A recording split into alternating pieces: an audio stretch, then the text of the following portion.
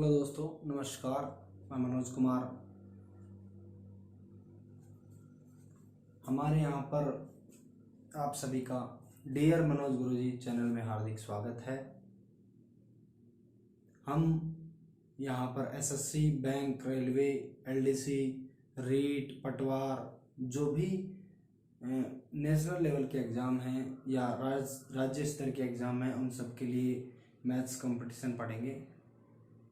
तो आज हम शुरू करने जा रहे हैं हमारा पहला टॉपिक परसेंटेज।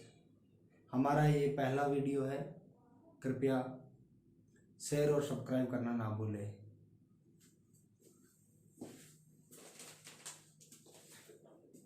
ये देखिए, हम शुरू कर रहे हैं परसेंटेज। प्रतिशत, परसेंटेज को हिंदी में प्रतिशत बोलते हैं। क्या बोलते हैं? प्रतिशत। प्रतिशत जब इसको हम अलग करते हैं तो प्रतिशत, शत का मतलब होता है 100 और प्रति का मतलब होता है हर एक बार। हर एक मतलब हर एक 100 पर जितने भी 100 आएंगे उसमें से, जितने भी 100 आएंगे उसमें से बात की जाएगी। जैसे मान लो हम किसी दुकान पर गए, दुकानदार ने, हमने जींस खरीदी, दुकानदार ने बताया कि जींस पर 20% की छूट है। कितनी छूट है?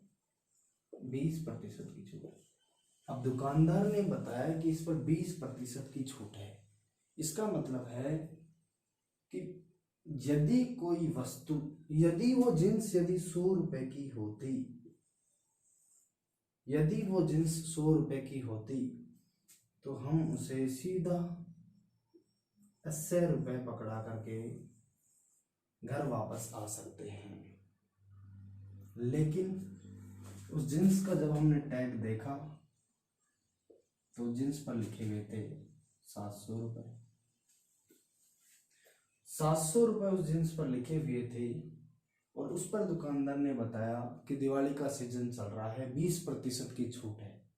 और 20% की छूट है तो इसका मतलब ये है 20% की छूट है। अभी हमने बताया प्रतिशत, हर एक 100 पर, हर एक 100 पर, तो 20% की छूट का मतलब है, 20% की छूट का मतलब हर एक 100 पर 20 रुपए की छूट। तो 700 में कितने 100 हो गए? 7। 700 में कितने 100 हो गए? 7। हर एक 100 पर 20 रुपए की छूट, तो 7 बार 20 रुपए की छूट, मतलब कुल मिलाकर के छूट हो गई 140 रुपए की। कितने की छूट होगी? 140 रुपए की। तो हमें 140 700 में से लेस करके 540 रुपए दुकानदार को देने होंगे। लेकिन यदि हम समझे 10%, 10% का मतलब होता है 1/10। 10% को क्या बोलते हैं? 1/10। 10% को बोलते हैं 1/10। ये हमारे लिए बहुत काम की चीज है। 20% को क्या बोलते हैं? 1/5। 25% को 1/4। ठीक है। जैसे यही सवाल लेते हैं, दुकानदार ने कहा 700 रुपए की जींस है, उस पर 20% की छूट है। जैसे ही 20% की छूट हो, हमारे दिमाग में तुरंत एक बात आ जानी चाहिए कि 20% का छूट है। इसका मतलब 20% देखते ही हमारे दिमाग में 1/5 तुरंत क्लिक होना चाहिए। इसका मतलब ये है कि यदि 5 रुपए की वस्तु है, 1 रुपए की छूट। 5 रुपए की वस्तु है तो 1 रुपए की छूट। लेकिन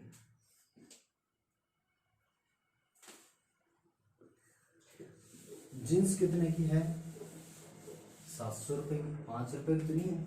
20% देखते हमारे दिमाग में तुरंत 1/5 क्लिक होना चाहिए।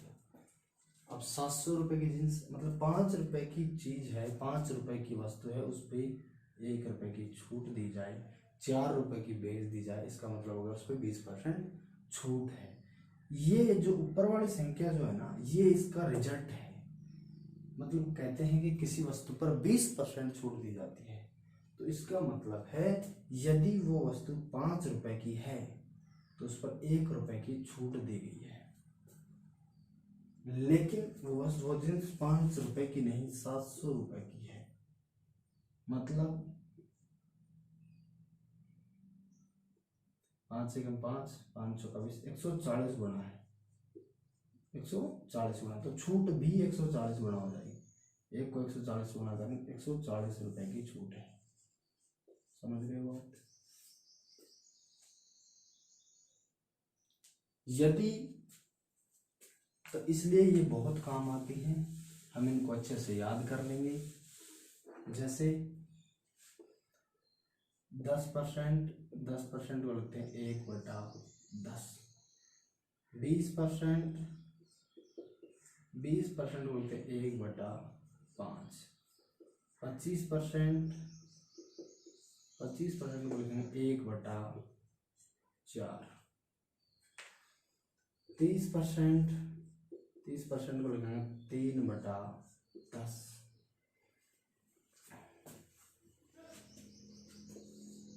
50% को 1/2,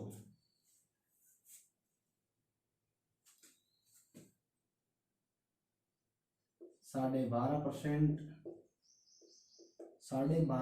को 1/8, 8 सही 1/3%, इसको लिखेंगे 1/12, 25/3, 1/12। जैसे किसी वस्तु पर मान लो किसी वस्तु पर 8 सही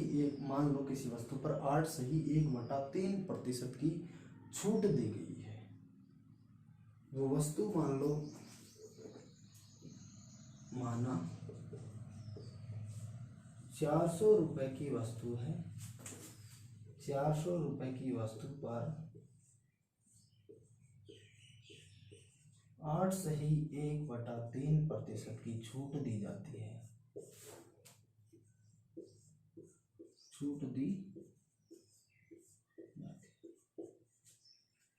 400 रुपए की वस्तु पर 8 सही 1/3% की छूट दी जाती है। तो ज्ञात करो छूट कितने रुपए की है। 8 से 1/3% दिमाग देखते ही हमारे दिमाग के अंदर एक बात आनी चाहिए कि 1/12, मतलब यदि वो वस्तु 12 रुपए की है तो 1 रुपए की छूट दी जाती है। वस्तु कितने की है? 12 रुपए की, छूट कितने की? 1 रुपए की। लेकिन वो वस्तु 12 रुपए की नहीं है, वो वस्तु है 400 रुपए की, तो छूट भी 1 रुपए की नहीं दी जाएगी। 12×3=36। ये पूरा नहीं कट रहा है, इसको अपन वो मान लेते हैं 360 मान लेते हैं थोड़ी देर के लिए, ताकि करने में थोड़ी आसानी रहेगी। मान लो 360 रुपए की वस्तु है, उस पर 8 से 1/3% की छूट दी जाती है। तो वस्तु 360 की है, 8 से 1/3% की छूट, इसका मतलब 1/12 की छूट। अब 1/12 की 12 रुपए की वस्तु पर 1 रुपए की छूट, लेकिन 12 रुपए की वस्तु नहीं है, वस्तु है 360 की, 30 गुना की बात कर रहे हैं, तो ये भी 30 गुना हो जाएगा, 30 रुपए की छूट। 30 रुपए की क्या होगी? छूट। इसलिए इन सबको जो भी परसेंट मैं बता रहा हूं, इन सबको अच्छे से याद करना है, बहुत काम आती है। मैं इनको 1 सेकंड के लिए मिटा देता हूं, आप वीडियो को पॉज करके इनको लिख लेना। दो बहुत ही अच्छे परसेंटेज हैं जो बार बार एग्जाम में काम में आते हैं, बहुत से सवालों में काम में आते हैं। जैसे 11 सही 1/9%, इसको लिखते हैं 1/9। दूसरा है 9 सही 1/11%, इसको लिखते हैं 1/11। 16 सही 2/3%, इसको लिखेंगे 1/6। ऊपर लिख देता हूँ, दिखाई नहीं दे रहा हो तो।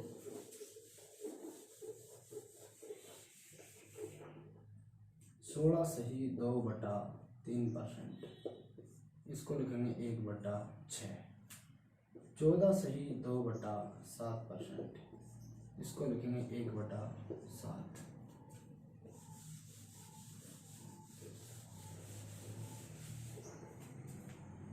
75% को लिखेंगे 3/4।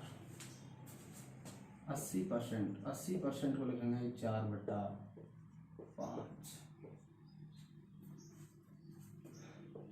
4% को लिखेंगे 1/25।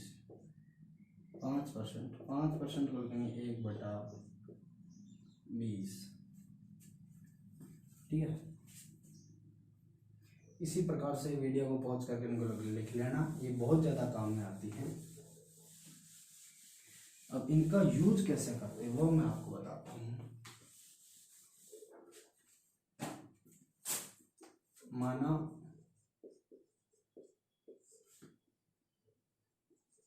कोई वस्तु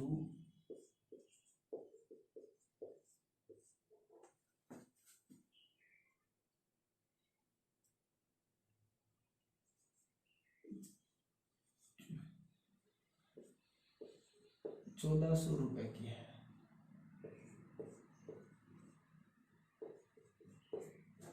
माना कोई वस्तु ₹1400 की है, इस पर 20% छूट क्या होगी? इस पर 20% छूट क्या होगी? अब ₹1400 की वस्तु है, उस पर 20% छूट। अब छूट कितने दर के सॉल्व में, पहले परसेंटेज वाला शब्द पकड़ो। छूट दर की है 20%। जो अभी लिखा है उनको अगर आपने याद कर रखा है, याद कर लिया है या याद कर लेंगे तो बहुत ही ज़्यादा सवालों को करने में आसानी रहेगी। 20% छूट, तो 20% का मतलब होता है 1/5।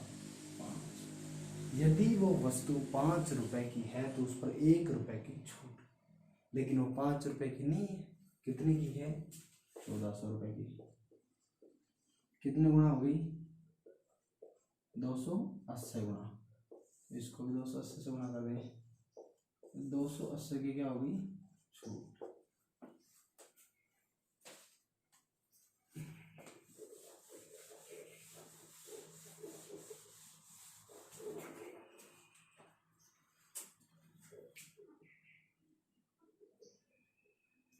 यदि कोई टीवी है, मान लो 7,000 रुपये का है, 7,000 रुपये का है,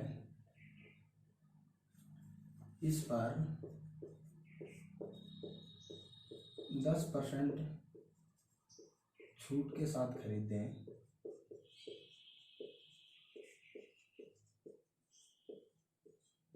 मान लो कोई टीवी 7,000 रुपये का, इस पर 10% छूट के साथ खरीदें, तो इसको कितने में खरीदा जाएगा? तो 10% देखते दिमाग में आना चाहिए क्या? 1/10। मतलब 10 रुपये की कोई टीवी है तो 1 रुपये की छूट, मतलब 9 रुपये में खरीदेंगे। 1 रुपये की छूट है, 1 रुपये में खरीदेंगे नहीं। 10 रुपये की टीवी है, 1 रुपये की छूट है, मतलब 9 रुपये में उसको खरीदा जाएगा। अब देखिए, टीवी है 7,000 की, 700 गुणा पे बात हो रही है, तो एक छूट के साथ खरीदेंगे। कितने में खरीदेंगे? 1 रुपये में तो खरीदेंगे नहीं। वो पूछता कि 10% छूट के साथ कितने रुपए की छूट है, तो 1 से गुणा कर देते 700 रुपये की छूट हुई।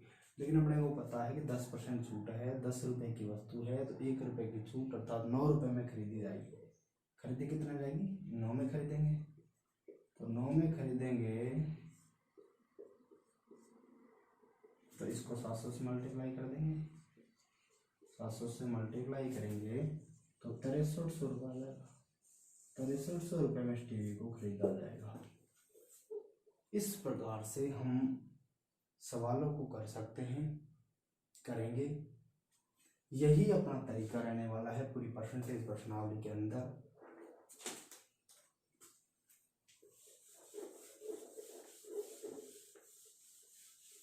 जैसे मान लो नेक्स्ट क्वेश्चन है,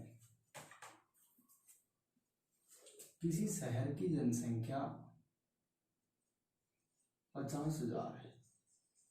किसी शहर के लोगों की जनसंख्या कितनी है? 50,000। इसमें हर वर्ष 10% की कमी होती है। 10% की क्या वृद्धि मानो यार, कमी क्यों कर रहे हो? 50,000 लोगों की क्या है? जनसंख्या। इसमें क्या हो रही है? साल 10% की वृद्धि। पहले साल 10% की वृद्धि हो रही है। 2 वर्ष बाद जनसंख्या क्या होगी? 2 वर्ष बाद जनसंख्या क्या होगी? 2 वर्ष बाद क्या होगी जनसंख्या? देखिए 50,000 रुपये जनसंख्या है। सॉरी 50,000 किसी शहर की जनसंख्या है। हर वर्ष 10% की वृद्धि होती है। 2 वर्ष बाद जनसंख्या क्या होगी? मान लो इसका मतलब ये है 10% वृद्धि का मतलब ये है कि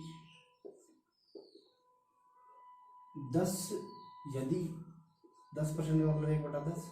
यदि शहर के लोगों की संख्या 10 है तो हर वर्ष 1 की वृद्धि होती है। ट्रेन का शोर आता है थोड़ा, रेलवे स्टेशन के नज़दीक मेरा कमरा है। 10% वृद्धि, इसका मतलब है कि यदि वस्तु में यदि 10 लोग हैं गाँव में तो अगले साल हो गए 11। ठीक है, तो 10 लोग हैं तो 1 की वृद्धि होगी। 100 लोग हैं लेकिन 10 लोग नहीं है। लोग कितने हैं? 50,000। तो गुना कितने हो गए? 5,000 हुआ। इसको भी 5,000 से गुना कर दें, ये क्या आ गया? 5,000। कहने का मतलब 1 साल बाद जनसंख्या होगी, 1 वर्ष बाद होगी कितने?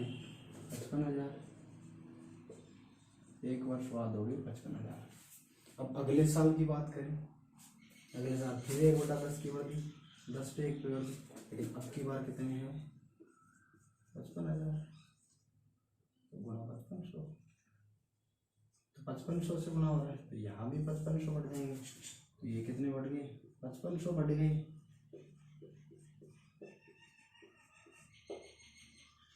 5500 बढ़ गए ना। 2 वर्ष बाद जनसंख्या, 2 वर्ष बाद क्या होगी जनसंख्या? 55,000 तो पहले साल हो गए थे, फिर 5500 बढ़ गए। तो 55,000 प्लस 5500, तो 55,000 और 5,000 60,500। ये हो गया प्रतिशत का एक बेसिक सा ढांचा। हम प्रतिशत को इसी तरीके से पढ़ेंगे। आगे जितनी भी प्रश्नावली पढ़ेंगे हम, नावधारा, पाइप टंकी, समय, काम, मजदूरी, ट्रेन, समय, ये क्या नाम है, चक्रवृद्धि ब्याज, साधारण ब्याज और लाभ हानि भत्ता, जो डिस्काउंट है, ये जितनी भी प्रश्नावली पढ़ेंगे जो रेलवे, बैंक, एसएससी, पटवारी, एलडीसी में आती हैं, उनको हम इसी ही तरीके से बिल्कुल एकदम क्लियर करते हुए चलेंगे। हमारा मकसद यहाँ ये नहीं है कि कैसे पढ़ाया जाए, हमारा मकसद ये है कि एकदम कंटेंट को कैसे समझाया जाए, विद्यार्थी को एकदम कंटेंट को कैसे समझाया जाए, उस बेसिक कंसेप्ट को कैसे समझाया जाए, ताकि लड़का किसी भी बुक का क्वेश्चन अगर करता है तो उसको दिक्कत नहीं आनी चाहिए। मैं ये नहीं है कि मैंने ये सवाल कराए तो यही लड़के को आए।